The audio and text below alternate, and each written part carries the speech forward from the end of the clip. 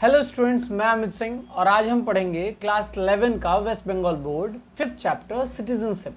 बहुत बहुत सॉरी कि मैं वीडियोस रेगुलरली अपलोड नहीं कर पाता हूं, लेकिन अब फॉर श्योर कि मैं आपका जल्दी सारे चैप्टर्स कंप्लीट कर दूंगा और समझा के, जैसे बाकी के 4 चैप्टर्स आपको समझ आए हैं। क्लास 12 में जब तक आप जाएंगे तो उसके तो पूरे 10th चैप्टर अपलोडेड हैं, आप देखेंगे और आपको नॉलेज मिलेगी और आपके जो लाइक्स और कमेंट्स होते हैं वो बहुत अप्रिशिएबल होते हैं और उसके लिए बहुत बहुत थैंक यू।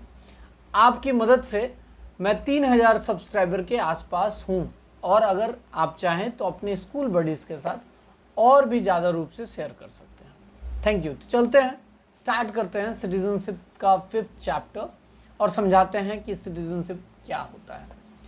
बहुत पहले अरिस्टोटल कहते थे कि जो सिटी में रहता है सिर्फ वही सिटीजन, मतलब उस दौरान ग्रीस में सिटी स्टेट्स का कल्चर था, मतलब छोटे छोटे नगर राज्य जैसे हमारे गांव होते हैं।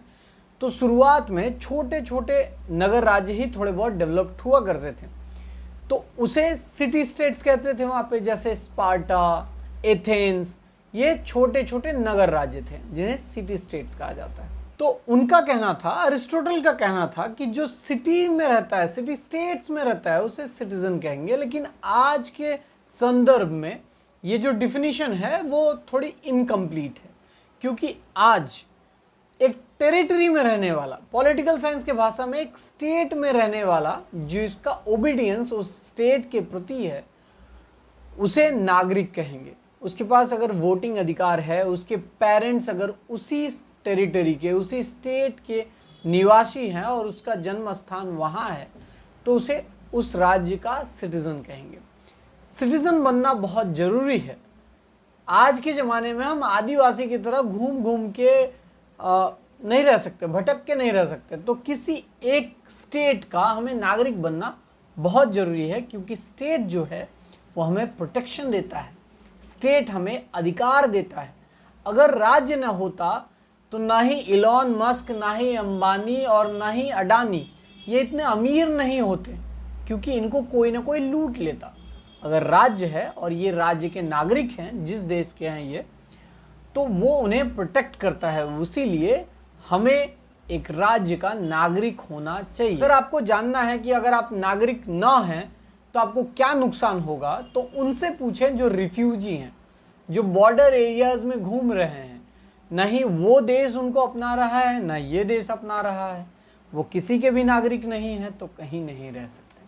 तो नागरिक होना अपने आप में एक बहुत इम्पॉर्टेंट हिस्सा है आपकी ज़िंदगी का, जिसे हमें अप्रिशिएट करना चाहिए। लेकिन कुछ लोग जिनके पास शिक्षा नहीं है या जो ओपन माइंडेड नहीं है, उन्हें नहीं पता कि नागरिकता कितना इम्पॉर्टेंट पार्ट है। तो भारत में नागरिकता कैसे स्टार्ट होती है? भारत में नागरिकता हमारे कॉन्स्टिट्यूशन का ही एक पार्ट है। आर्टिकल 5 से लेकर 12 तक में हमने नागरिकता के बारे में बात की है, जिसमें कहा है कि 26 जनवरी 1950 के बाद जो आया है उनका क्या, 1947 के बाद जो आया है उनका क्या, 1948 के समय जो आया है उनका क्या। जैसे बहुत सारे ऐसे भारतीय थे जो उस दौरान जब पार्टीशन हुआ तो उन्हें लगा कि चलो पाकिस्तान चले जाते हैं। तो जब तक पाकिस्तान गए फिर वहाँ लगा कि नहीं, यहाँ रहना ठीक नहीं है, फिर वो रिटर्न किए। तो उस वक्त बहुत कन्फ्यूज़न था, इसलिए बहुत सारे टाइम फ्रेम बनाए गए थे कि अगर उसके पापा, दादा या उसका जन्म यहाँ हुआ हो तो वो नागरिक कहलाएगा, या अगर वो वहाँ से आया है और उसने एप्लीकेशन किया है और एक अथॉरिटी ने परमिशन दिया है तो उसे नागरिक कहा जाएगा। इसीलिए स्कोप छोड़ के रखा गया था। बाद में एक स्पेसिफिक लेजिस्लेशन लाया गया, मतलब एक स्पेसिफिक कानून लाया गया, जिसे सिटीजनशिप एक्ट 1955 कहते हैं, जिसमें ये लिखा है कि किसे नागरिक कहेंगे, नागरिकता कैसे मिलेगी और नागरिकता कैसे खो जाएगी, मतलब लोप हो जाएगी। इन सारी बातों के बारे में सिटीजनशिप एक्ट 1955 में लिखा गया है। अभी 2019 में मोदी जी ने इसमें थोड़ा चेंज लाया, जिसे सिटीजनशिप अमेंडमेंट एक्ट कहा जाता है, जिसमें कहा कि जो भी माइनॉरिटीज़, मतलब अल्पसंख्यक, अगर किसी देश में रह रहे हैं, मतलब आप पड़ोसी देशों में जिनमें बांग्लादेश, पाकिस्तान, इन जैसे देशों में अगर कोई भी माइनॉरिटीज रह रहे हैं जो प्रताड़ित हैं, उन्हें भारत नागरिकता देगा। ये अमेंड किया गया था। तो आप देखें, नागरिकता का कंसेप्ट हमारे पास आज़ादी के समय से ही बना हुआ है। इसीलिए आपकी जानकारी के लिए यह चैप्टर ऐड किया गया है, ताकि आप अवेयर हों कि नागरिकता क्या होती है और कैसे कैसे नागरिकता मिल सकती है और क्या करने पे नागरिकता खो सकती है। तो अगर आसान शब्दों में कहा जाए कि नागरिक कौन होता है, तो वो इंसान जो एक टेरिटरी में रहता है, एक राज्य के सीमा क्षेत्र में रहता है और वो उसके प्रति वफादार है, उस राज्य से उसे राइट्स मिले हैं और ड्यूटीज निभाता है, तो उसे उस राज्य का नागरिक कहेंगे, उस देश का नागरिक कहेंगे। और ये जो संबंध है राज्य के साथ उस नागरिक का, उसे नागरिकता कहते हैं, जो प्रदान किया है राज्य ने। राज्य ही मालिक है जो नागरिकता देता है, और वो आपकी नागरिकता छीन भी सकता है अगर आप कंडीशंस फुलफिल ना करें तो।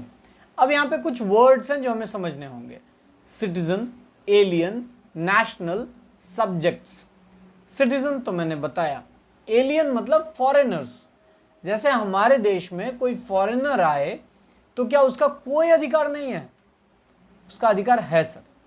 वो अगर यहाँ पे रहता है तो राइट टू लाइफ है ना, right to freedom of move, right to freedom of movement, ये सारे अधिकार उसके पास भी हैं, सिर्फ राइट टू वोट नहीं है।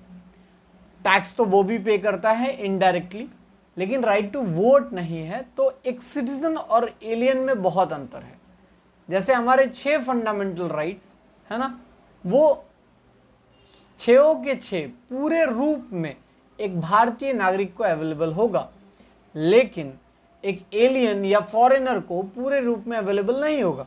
टू द रीजनेबल रेस्ट्रिक्शन होगा, मतलब सब नहीं मिलेगा है ना, वो सब कुछ डिमांड करेगा तो वैसा नहीं है, लेकिन उसके पास भी अधिकार होंगे। इसके बाद नेशनल्स किसे कहते हैं? जैसे जो 18 साल के ऊपर होता है उसे सिटीजन कहते हैं, जिसके पास वोट देने का अधिकार होता है उसे सिटीजन कहते हैं। लेकिन जो 18 से नीचे है उसे नेशनल्स कहते हैं, वो बच्चे हैं। इंडियन नेशनल्स कहलाएंगे, वो इंडियन सिटीजन नहीं कहलाएंगे जो 18 से नीचे हैं। और सब्जेक्ट किसे कहते हैं? सब्जेक्ट्स मतलब प्रजा। जैसे हम जब ब्रिटेन गवर्नमेंट थी तो हम उनकी प्रजा थे, नागरिक नहीं हुए थे। हमारे पास कोई अधिकार नहीं था कि हम उसे चेंज कर पाएँ। जैसे आज हमारे पास अधिकार है, हम चाहे तो मोदी जी को रखें, चाहे तो राहुल गांधी को रखें, है ना, ये हम तय करेंगे। ये हमें अधिकार दिया गया है, ये हमने ली है आज़ादी के वक्त, कि हर एक नागरिक चुन सकता है कि वो क्या चाहता है, कौन से नेता को गद्दी पे रखना चाहता है। इसलिए वोल्टेयर ने कहा था कि जैसे नागरिक होते हैं सरकार उसी प्रकार की होती है। मतलब अगर नागरिक करप्ट है तो सरकार भी करप्ट होगी। तो ये रहा नागरिक। अब सब्जेक्ट्स क्या होते हैं? सब्जेक्ट्स मतलब प्रजा, जिसके पास कोई अधिकार नहीं है। राज्य जैसा करना चाहे, मतलब राजा जैसा करना चाहे उसे वैसे ही चलना होगा। मतलब उसके पास कोई अधिकार नहीं है, ना ही उसको कोई एड्रेस कर सकता है, और ना ही अगर उसके अधिकार छीन लिए जाएं या उसके साथ अत्याचार हो तो वो कहीं भी जाके अपनी गुहार लगा सकता है ना। तो प्रजा के पास कोई खास अधिकार नहीं होता, लेकिन एक नागरिक के पास बहुत सारे अधिकार होते हैं। इसलिए हम आज़ादी के लिए लड़ रहे थे ताकि हम नागरिक बन सकें भारत के। तो आज हम सभी भारतीय नागरिक हैं और हमारे पास भारत में सिंगल सिटीजनशिप है, डबल सिटीजनशिप नहीं है। जैसे अमेरिका में डुअल सिटीजनशिप है। अगर आप मैक्सिको में रहते हैं, जैसे अमेरिका में डुअल सिटीजनशिप है, अगर आप मैक्सिको में रहते हैं तो आप मैक्सिकन और फिर अमेरिकन। लेकिन अगर आप इंडिया में रहते हैं और बिहार से हैं तो ऐसा नहीं कि बिहारी आपका सिटीजनशिप है, वो आप राज्य में रहते हैं इसीलिए आपको उस नाम से बुलाया जाता है। लेकिन आप हैं तो भारतीय, आपके पास सिर्फ एक ही सिटीजनशिप है और वो है इंडियन सिटीजनशिप। इस कंसेप्ट के बारे में सिटीजनशिप एक्ट खुद कहता है। अब आगे बढ़ते हैं कि कैसे आपको नागरिकता मिलेगी। नागरिकता पाने के 2 तरीके हैं। पहला citizenship by birth and citizenship by naturalisation. मतलब एक तो जन्म के साथ आपको नागरिकता मिलती है, और दूसरा नेचुरलाइजेशन मतलब उसमें और भी बहुत सारे कंडीशंस हैं। अगर आप कंडीशन फुलफिल करते हैं तो आप नागरिक बन जाएंगे, अगर आप फुलफिल नहीं करते हैं तो आप नागरिक नहीं बनेंगे। सिंपल सी बात है। मतलब पहला वाला जो है वो जन्म लिया और नागरिक बन गए। जैसे हमने कुछ नहीं किया है, हमारे माँ बाप इंडियन, हम इंडियन, लेकिन कुछ लोग ऐसे हैं जो कि इंडियन नहीं थे लेकिन बाद में बने हैं। जैसे सोनिया गांधी, वो इंडियन नहीं थी, वो इटली की थी, लेकिन उनकी शादी राजीव गांधी से हुई, इसलिए वो आज इंडियन है। ऐसे मदर टेरेसा को हमने खुद दिया, मतलब इंडियन गवर्नमेंट ने खुद उन्हें भारतीयता मतलब भारत का सिटीजनशिप खुद दिया कि आप बनो भारतीय, ये हमारे लिए गर्व की बात है। तो वैसे ही दो प्रकार से आपको नागरिकता मिल सकती है, पहला जन्म, दूसरा नेचुरलाइजेशन। तो जन्म के ऊपर दो कंसेप्ट है, जस सैंग्विनिस एंड जस सोली। दो कंसेप्ट हैं, जस सैंग्विनिस और जस सोली। पहला जस सैंग्विनिस मतलब बाय वर्च्यू ऑफ ब्लड, मतलब अगर आपके माँ पिता मम्मी पापा भारतीय हैं तो आप भारतीय, अमेरिकन हैं तो आप अमेरिकन, ब्रिटिशर हैं तो आप ब्रिटिशर्स, है ना। जहाँ के जो निवासी हैं बाय ब्लड, बहुत सारे राज्य मतलब देश, पॉलिटिकल साइंस में राज्य कहते हैं और आम चाल की भाषा में देश कहते हैं। अगर आपके मम्मी पापा इंडियन हैं तो आप इंडियन बाय बर्थ, जस्ट सैंग्विनिस। और जस्ट सोली क्या कहते हैं? बाय वर्च्यू ऑफ बर्थ, मतलब आपका जन्म कहाँ हुआ है। अगर आपके मम्मी पापा फ्लाइट से या जहाज से अमेरिका जा रहे हैं और आपका जन्म मान लीजिए कि उस बोट में हुआ है, शिप में हुआ है, या उस प्लेन में हुआ है, या अमेरिका जाके हुआ है, तो अब आपका जन्म वहाँ जाके हुआ है, इसलिए आपके पास दो मौके मिलेंगे। क्योंकि एक तो आप इंडियन पेरेंट्स के बच्चे हैं तो आपके पास इंडियन बनने का मौका है, और आप अमेरिका में जन्मे हैं इसलिए आप अमेरिकन भी बन सकते हैं। जब आप मेजर हो जाएंगे 18 ईयर्स, तब आपको ऑप्शन मिलेगा कि आप कहाँ के नागरिक बनना चाहते हो सर, ठीक है। उस आधार पे आपको वहाँ की नागरिकता दी जाएगी और आप खुशी खुशी उस देश के नागरिक बन सकते हैं। लेकिन ज़्यादातर देश इन दोनों प्रिंसिपल्स में से सिर्फ एक फॉलो करता है, जो कि जस्ट सैंग्विनिस है, ताकि ज़्यादा कन्फ्यूज़न ना हो। लेकिन बहुत सारी जगह पे दोनों चलता है, जस्ट सैंग्विनिस और जस्ट सोली। जैसे देखिए, अभी जब नागरिकता की बात कर रहे हैं हम, तो इसमें अक्षय कुमार, आपको पता ही होगा कि वो इंडियन सिटीजनशिप नहीं है उनके पास। उनके मम्मी पापा इंडियन सिटीजन हैं, लेकिन उनके पास कैनेडियन सिटीजनशिप है। क्यों? क्योंकि कनाडा की गवर्नमेंट ने उनको वहाँ की नागरिकता प्रदान की है, और भारतीय सरकार के परमिशन के द्वारा इन्होंने भी वहाँ की नागरिकता को एक्सेप्ट किया है, इसलिए ये कैनेडियन सिटीजन है। तो आप देखें, न ही ये जस्ट सोली में आ रहे हैं, जस्ट सैंग्विनिस में आ रहे हैं, क्योंकि जस्ट सैंग्विनिस के अनुसार इनकी जन्म भारत में हुई है, इनके मम्मी पापा भारतीय हैं, लेकिन बाय नेचुरलाइजेशन वहाँ की गवर्नमेंट ने इनको ऑफर दिया है, तो बाय नेचुरलाइजेशन भी आप दूसरे देश के नागरिक बन सकते हैं। जैसे अदनान सामी, जो कि एक पाकिस्तानी एक्टर हैं, सिंगर हैं, और बाद में उन्होंने भारत की नागरिकता ली और भारतीय सरकार ने उन्हें परमिशन दिया, मतलब वो अथॉरिटी ने उन्हें परमिशन दिया कि ठीक है भैया, आप भारतीय नागरिक बन सकते हैं। अब बात करते हैं बाय नेचुरलाइजेशन आप कैसे बन सकते हैं। पहला, अगर आपने शादी कर ली है किसी दूसरे राज्य के महिला या पुरुष से, तो आपको उस राज्य की नागरिकता मिल सकती है। दूसरा, अगर आपने दूसरे राज्य में, दूसरे कंट्री या स्टेट में प्रॉपर्टी खरीद ली है, तो भी आपको वहाँ की नागरिकता मिल सकती है, लेकिन शर्त यह है कि जिस राज्य के आप नागरिक हैं वो छोड़ना पड़ेगा। तीसरा, अगर आप उस राज्य के डिफेंस सर्विस ज्वाइन कर लें, मतलब दूसरे देश का डिफेंस सर्विस ज्वाइन कर लें, तो आप वहाँ के नागरिक बन सकते हैं। अगर कई समय तक 12 साल 10 साल, अलग अलग देशों में अलग अलग है, अगर कुछ सालों तक अगर आप उस देश में रहते हैं और अगर आप एप्लीकेशन करते हैं कि आपको उस देश का नागरिक बन जाना है और वहाँ की गवर्नमेंट अगर परमिशन देती है, तो आप वहाँ के नागरिक बन सकते हैं। एक और तरीका है मतलब नागरिकता पाने का, अगर आपकी सरकार ने कोई हिस्सा, कोई ज़मीन का टुकड़ा अगर अपने देश में जोड़ ले, आज अगर पीओके जो हिस्सा है या पाकिस्तान अखंड भारत का जो मोदी जी वाला कंसेप्ट है, अगर वो भारत में एनेक्स हो जाए, जोड़ लिया जाए, जोड़ लिया जाए, एनेक्सेशन है ना, तो वो भी क्या कहलाएंगे, इंडियन कहलाएंगे। जैसे सिक्किम 1975 में भारत के साथ एनेक्स किया गया था, तो पूरे लोग क्या बने, इंडियन, 1975 से। अब बात करते हैं कैसे आपकी नागरिकता खो जाएगी। कुछ तरीके हैं जिससे आपको नागरिकता मिलेंगी और कुछ तरीके हैं जिससे आपकी नागरिकता खो जाएगी। उम्मीद करते हैं कि आपको यह समझ में आया कि नागरिकता बाय बर्थ मिल सकता है, बाय नेचुरलाइजेशन मिल सकता है।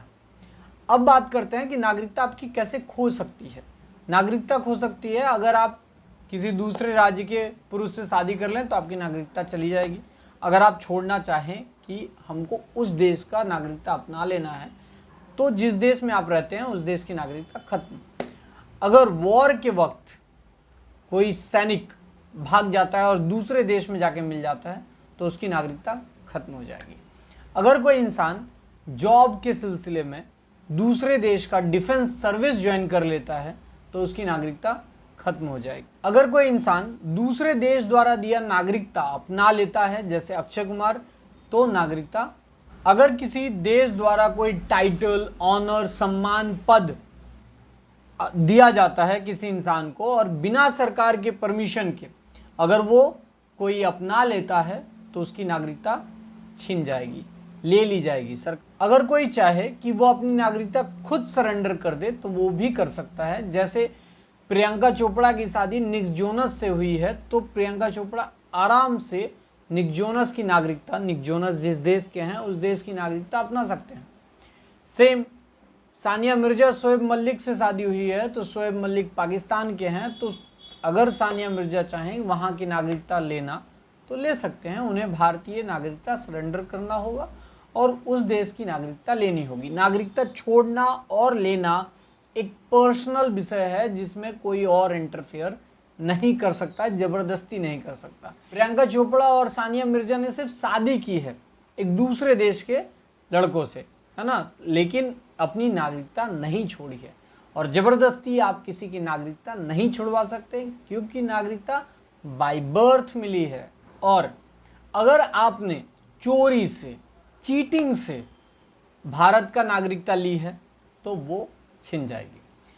एक एक्ट है जिसका नाम है फॉरेनर्स एक्ट, उसके तहत आपकी नागरिकता छीन ली जाएगी क्योंकि आप भारत के नागरिक हैं नहीं।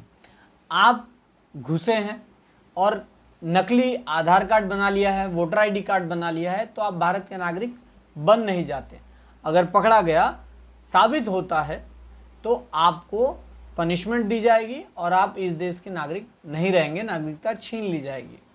अगर आप कंटिन्यूअस 7 साल तक गायब हैं बिना कोई वैलिड रीज़न के, तो आपकी नागरिकता छीन ली जाएगी। अगर आप दूसरे देश में लगभग 2 साल तक जेल में हैं, कोई नेशनल कॉज नहीं है, अगर आप दूसरे देश में 2 साल तक जेल में हैं तो भी आपकी नागरिकता छीन ली जाएगी।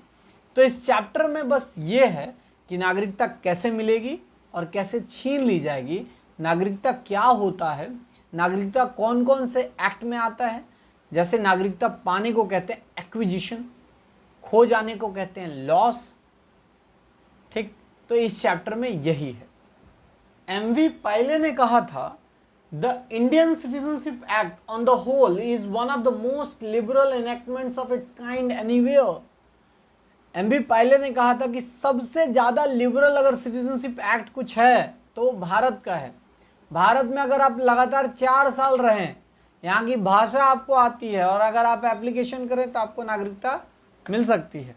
ये अलग बात है कि मोदी जी की गवर्नमेंट में मिल सकती है कि नहीं, लेकिन ऐसे आपको नागरिकता मिल सकती है जैसा सिटीजनशिप एक्ट बनाया गया था, क्योंकि ये लिबरल बनाया गया था।